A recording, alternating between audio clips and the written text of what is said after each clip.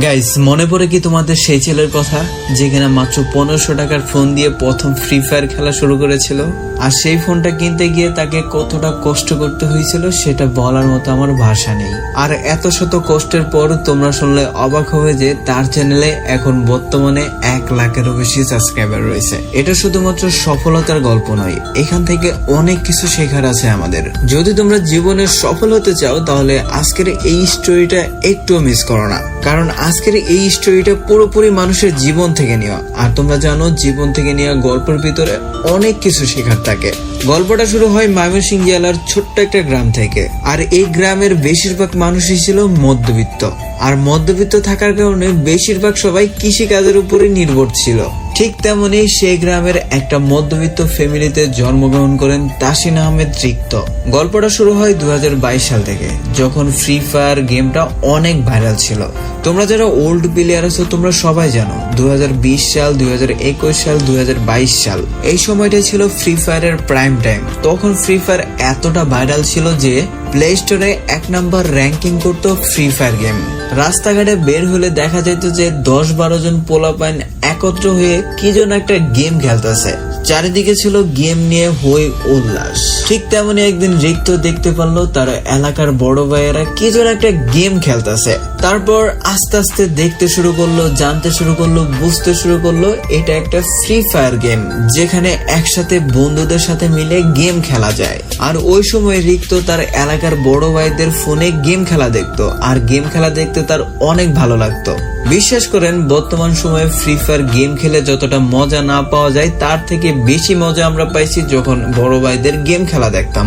আহা, কি সময়টা ছিল তখন। সবকিছু আমরা মিস করি।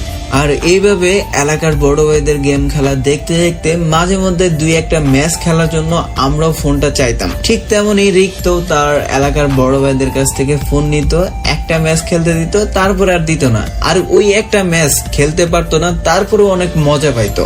এভাবে বেশ কিছুদিন যাওয়ার পর সে তার বন্ধুর কাছ থেকে 1500 টাকা দিয়ে একটা লাভা ব্র্যান্ডের ফোন কেনে। আর তোমরা শুনলে অবাক হবে যে এই 1500 টাকার ফোনটাই ছিল রিক্তর জীবনের সর্বপ্রথম একটা ফোন।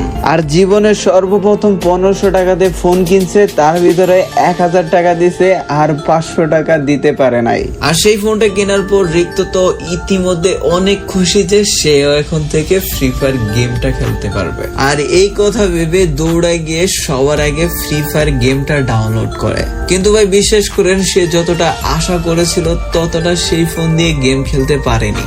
আপনারাই বলেন, একটা 1500 টাকার ফোন দিয়ে কি গেম খেলা যায়? তারপরেও সেই ছেলেটা সেই ফোনটা দিয়েই স্ট্যান্ডার্ড দিয়ে সব থেকে লো গ্রাফিক্সে গেম খেলতে শুরু করে। কিন্তু ওই যে 1500 টাকার ফোন, 2-3টা ম্যাচ খেলতে না খেলতেই ফোনের চার্জ শেষ। আর এভাবে চলতে চলতে দীর্ঘ 6 মাস চলে যায়। হঠাৎ করে একদিন ফোনে আর কোনো কাজ করে না।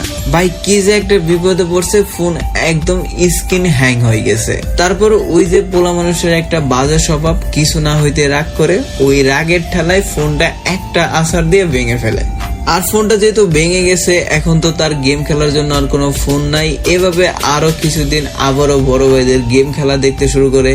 আর অন্যদিকে 1 টাকা 2 টাকা জমাইতে জমাইতে 3000 টাকা হয়। আর সেই 3000 টাকা দিয়ে একটা আইটেল ব্র্যান্ডের আবারও ফোন কিনে। আর সেই ফোনটা কেনার পর ফ্রি ফায়ার গেমটা এতটা স্মুথ, এতটা ভালো চলতেছিল যে রিক্ত ইতিমধ্যে অনেক খুশি হয়েছিল, মানে খুশিতে নাচার মতো অবস্থা আর কি। কিন্তু ওই যে ভাগ্য খারাপ থাকলে যা হয়, দীর্ঘ 2 মাস পর আবারও সেম প্রবলেম এই ফোনেতেও।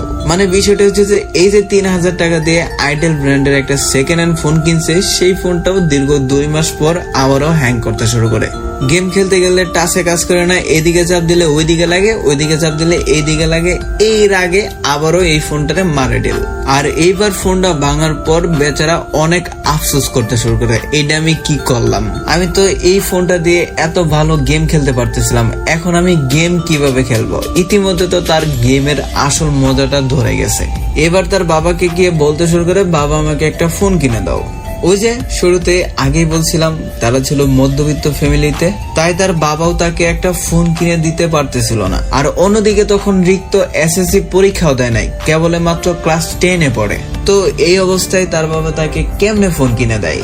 তো তারপরে আর কি রিক্ত ছিল অনেক নাসরবান্দা, তার বাবাকে বলতে শুরু করে, চাপ দিতেই থাকে।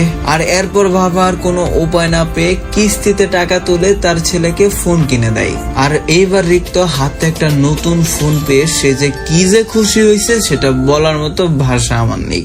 যদি তোমরা জীবনে ফার্স্ট টাইম কোনো একটা নতুন ফোন কিনে থাকো তাহলে তোমরা এই ফিলিংসটা বুঝতে পারবা। তো এরপর থেকে রিক্ত নতুন করে আবার গেম খেলা শুরু করে, আর মাঝে মাঝে সময় পেলেই বন্টু কিল বা বিটুকের গেম খেলা দেখতো। আর হ্যাঁ, বন্টু কিল আর বিটুকে কিন্তু একটাই, আবার দুইটা পাইবো না। তো যাই হোক, তো এভাবে তখন চলতে শুরু করে। আর বিটুকের তখন অনেক হাইপ ছিল, যেটা দেখে রিক্ত মনে মনে ভাবতে শুরু করে আমিও যদি ইউটিউবে ভিডিও ছাড়ি তাহলে কেমন হয়। আর বাবা যেহেতু আমাকে এত টাকা দিয়ে ফোন কিনে দিল, এই ফোন দিয়ে তো আমার কিছু একটা করে দেখাতে হবে। আর এখান থেকেই শুরু হয় রিক্তর টার্নিং পয়েন্ট। আর তখন তার একটা জিমেল ছিল যেটার ভিতরে ফ্রি ফায়ার অ্যাকাউন্ট ছিল। আর তারপর সেই জিমেলটা দিয়েই ইউটিউব চ্যানেল খোলে এবং সেখানে আস্তে আস্তে ভিডিও ছাড়তে শুরু করে। প্রথম অবস্থায় তো একটা দুইটার উপরে ভিউই আসতো না, যেটা সব ইউটিউবারের ক্ষেত্রে দেখা যায়। কিন্তু রিক্ত কখনো এগুলো দেখে ভিডিও আপলোড করা বন্ধ করেনি। সে তার গন্তব্যের দিকে যাইতেই ছিল যে একদিন না একদিন তো তার চ্যানেলেও ভিউ আসবে। আর এই কথাটা ভেবেই শুধুমাত্র তার চ্যানেলে প্রতিদিন 3-4টা করে শর্টস ভিডিও ছাইড়েই যাইতেছিল। আর এভাবে ভিডিও আপলোড করতে করতে হঠাৎ করে তার চ্যানেলে একদিন একটা ভিডিওতে 400 ভিউ চলে আসে। আর 400 ভিউ দেখে রিক্ত তো অনেক খুশি, ফার্স্ট টাইম তার চ্যানেলে 400 ভিউ আইছে। আর এতটাই খুশি ছিল যে রিক্ত পরের দিন সকালে উঠে কোচিং এ গিয়ে সবাইকে দেখাইছে, দেখ আমার চ্যানেলের ভিডিওতে 400 ভিউ আইছে। আর বাকি অন্য মানুষরাও বলতে শুরু করে তোর ভিডিওতে 400 ভিউ আই পড়ছে। মানে তাদের কাছে ছিল তখন 400 ভিউ অনেক কিছু, যেখানে 2টা 3টা 5টার উপরে ভিউই ছিল না। আর তখন থেকে রিক্ত আস্তে আস্তে আরো বেশি মনোযোগ হতে শুরু করে। আর এইভাবেই হঠাৎ করে দেখে একটা ভিডিওতে 1700 ভিউ চলে আসে। আর এবার রিক্ত ভাবতে শুরু করে আমার দ্বারাই হবে, আমি অবশ্যই একদিন বড় ইউটিউবার হব। আর এই কথা ভেবেই রেগুলার নিয়মিত 2-3টা করে ভিডিও আপলোড করতেই থাকে। আর এরপর নতুন একটা কন্টেন্ট আপলোড করতে শুরু করে, যেটা হচ্ছে যে অডিয়েন্সের কাছ থেকে ইউআইডি নিয়ে সেই ইউআইডি দিয়ে গেমের ভিতরে সার্চ করে যে আইডিটা আসতো সেই আইডিতে রিয়াকশন দিও। আর এইভাবে আস্তে আস্তে তার চ্যানেলে 3000 সাবস্ক্রাইব কমপ্লিট করে ফেলে। আর তখন পর্যন্ত কিন্তু তার চ্যানেলে কোনো প্রকার লং ভিডিও আপলোড করে নাই, যতগুলো ভিডিও ছিল সব ছিল শর্টস ভিডিও, ছোট ছোট ভিডিও। আর এরপরে চলে আসে রিক্তর এক্সাম। আর এক্সাম চলাকালীন গেমও খেলতে পারে নাই, ভিডিও বানাইতে পারে নাই, একদম চ্যানেল টোটালি বন্ধ রাখে। আর এইভাবে 2-3 মাস চ্যানেল বন্ধ রাখার কারণে চ্যানেল একদমই ডাউন হয়ে যায়। পরীক্ষা শেষ করে 2-3 দিন পর যখন রিক্ত আবার নতুন করে ভিডিও শুরু করে, সেই চ্যানেলে ভিউ আসে মাত্র 50-60টা, এর উপরে ভিউ উঠে না।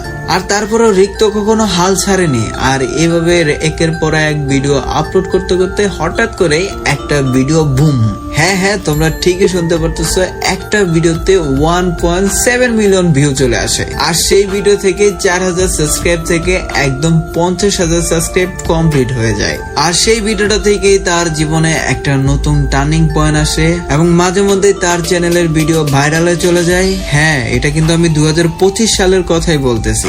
2025 সালের জুন বা জুলাইয়ের দিকে তার চ্যানেলে 50,000 সাবস্ক্রাইব কমপ্লিট হয়।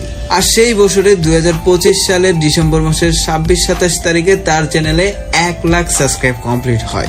মানেটা হচ্ছে তার প্রথম বছরের সাবস্ক্রাইবার ছিল মাত্র 4000।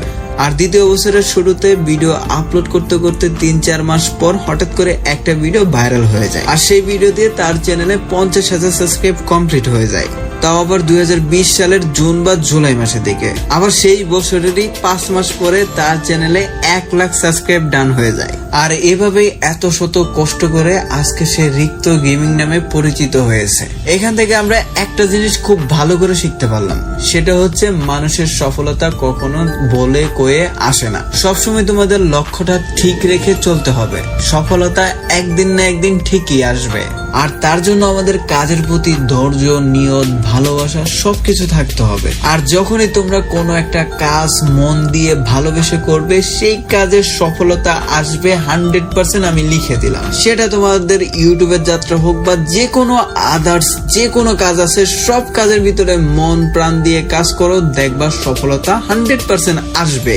আর গাইস, আরেকটা কথা আছে, তোমরা যারা বাচ্চারা আছো, যারা এখনো এসএসসি পরীক্ষায় দাও নাই, তোমাদেরকে বলবো ভাই, তোমরা মন প্রাণ দিয়ে পড়াশোনা করো, কারণ পড়াশোনা ছাড়া আর তোমাদের কোনো বিকল্প নাই। আর যখনই তোমরা মন প্রাণ দিয়ে পড়াশোনা করবা, তখন দেখবা তোমাদের পরীক্ষার রেজাল্ট আসবে গোল্ডেন A+।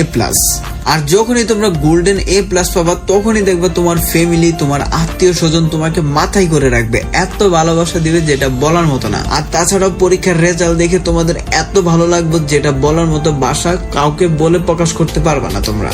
তো সবশেষে তোমাদের একটা কথাই বলবো, তোমরা যেই কাজটাই করো না কেন, বিজনেস, জব, চাকরি, ইউটিউবিং, ফেসবুকিং, লাইভিং, মানে যাই করো ভাই, ব্লগিং টলগিং যা আছে সবকিছু যাই করো, তোমরা একদম মন প্রাণ দিয়ে করো, জিনিসটার প্রতি ভালোবেসে করো, দেখবা সফলতা একদিন আসবেই। তো গাইস, এই ছিল আজকের ভিডিও। জানি ভিডিওটা বেশি একটা ভালো হয় নাই, কারণ অনেক তাড়াহুড়ার ভিতরে আজকের এই ভিডিওটা বানাইলাম। আর ভাই রিক, তো পারলে মাফ করে দিস, তোর ভিডিওটা আমি ভালোভাবে বানাইতে পারলাম না। হচ্ছে যে যতটুকু পারছি আমি সত্য বলার চেষ্টা করছি, এরপরে যদি ভুল ভ্রান্তি হয়ে থাকে ভাই একটু দেখিস। তো তারপর আর কি, কংগ্রেচুলেশন, সামনে অনেক দূর এগিয়ে যাও। আমরা চাই 2026 সালের ভিতরে তোমার চ্যানেলে 1 মিলিয়ন সাবস্ক্রাইব হোক। তো গাইস, এই ছিল আজকে ভিডিও। যদি ভিডিওটি ভালো লেগে থাকে অবশ্যই ভিডিওটিতে লাইক করে দিও, চ্যানেলটিতে নতুন হলে চ্যানেলটি সাবস্ক্রাইব করে দিও, এন্ড পাশে থাকা অল নোটিফিকেশন বাটনটিও অন করে দিও, যাতে করে এই চ্যানেলের নতুন নতুন ভিডিও সবার আগে পেয়ে যাও। তো সবাই ভালো থাকো, সুস্থ থাকো, দেখা হচ্ছে পরবর্তী আরো একটা নতুন ভিডিওতে। আল্লাহ হাফেজ।